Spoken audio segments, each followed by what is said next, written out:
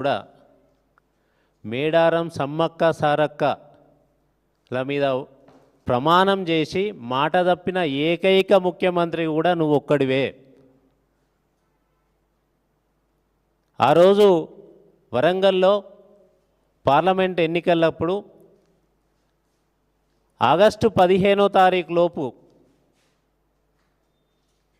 2 లక్షల వరకు రుణమాఫీ ప్రతి రైతుకి రైతాంగానికి మొత్తానికి కూడా చేస్తా అని ములుగు రామప్ప శివుని సాక్షిగా మేడారం సమ్మక్క సారక్క సాక్షిగా ప్రమాణం చేసి చెప్పినావు కదా. ఆగస్టు 15 పోయింది, ఈ సంవత్సరం ఆగస్టు 15 కూడా పోయింది. కానీ ఇప్పటి వరకు ఎంతమందికి మీరు రుణమాఫీ చేసిర్రు? అందరికీ చేసిర్రా? ఏ ముఖం పెట్టుకొని మీరు మేడారం పోతున్నారని నేను ప్రశ్నిస్తున్నా. ఒక్కసారి ఆ రోజు మీరు మాట్లాడిన మాటలను మీకు మళ్ళొక్కసారి నేను గుర్తు చేయదలుచుకున్నా. ఒక్కసారి ఈ వీడియో వినండి.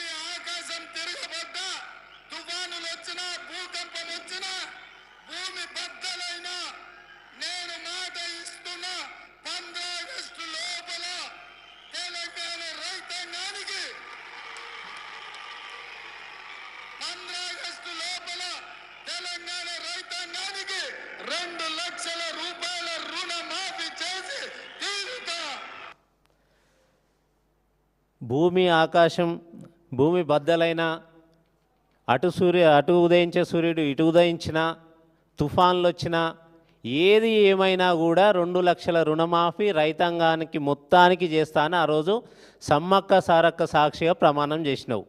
భూమి బద్దలు కాలే, తుఫాన్లు రాలేదు, సూర్యుడు ఎటు ఉదయించాలనో అటే ఉదయిస్తున్నాడు, ఏ డిజాస్టర్ కూడా రాలేదు.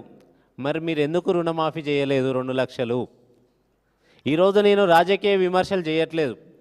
ఒక యూనివర్సిటీలో పిహెచ్డి చేసిన ఒక ఔత్సాహికుడు ఒక 4 గ్రామాలలో, ములుగులో 4 గ్రామాలు, ఈరోజు మీరు పోయిన మేడారం ఉన్న ములుగు జిల్లాలోని 4 గ్రామాల్లో సర్వే చేసిన రిపోర్టు మాత్రమే మీకు చెప్తున్నా. ఈ ఊర్లు కూడా ఇప్పుడు అక్కడ ఉన్న మంత్రి సీతక్క పక్క ఊర్లే, ఎక్కడో దూరం కూడా కాదు, పక్క ఊర్లలోనే సాక్షిగా ఈ పేపర్లు సర్వే సాక్షి చెప్తున్నా. ఒక ఊర్లో లోన్ తీసుకున్న వాళ్ళు 122 మంది ఉన్నారు. కొత్తూరు విలేజ్. ఈ విలేజ్లో 122 మందిలో ఎంతమందికి రుణమాఫీ అయిందంటే 5% అయింది. కేవలం 5% మాత్రమే రుణమాఫీ అయింది.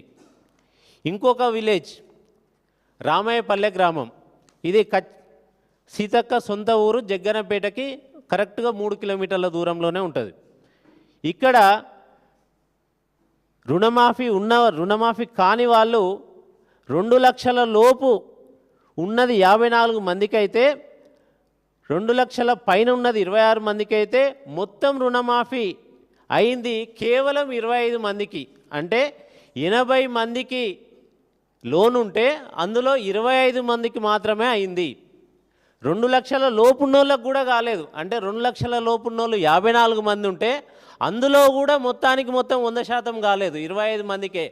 అంటే 50% కూడా రుణమాఫీ కాలేదు 2 లక్షల లోపున్న వాళ్ళకే.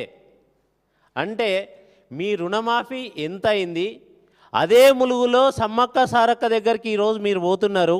అదే సమ్మక్క సారక్క సాక్షిగా మీరు ప్రమాణం చేసి చెప్పారు రుణమాఫీ చేస్తామని. ఈరోజు మీరు ఏ ముఖం పెట్టుకొని మీరు సమ్మక్క సారక్కల దగ్గరికి పోతున్నారు?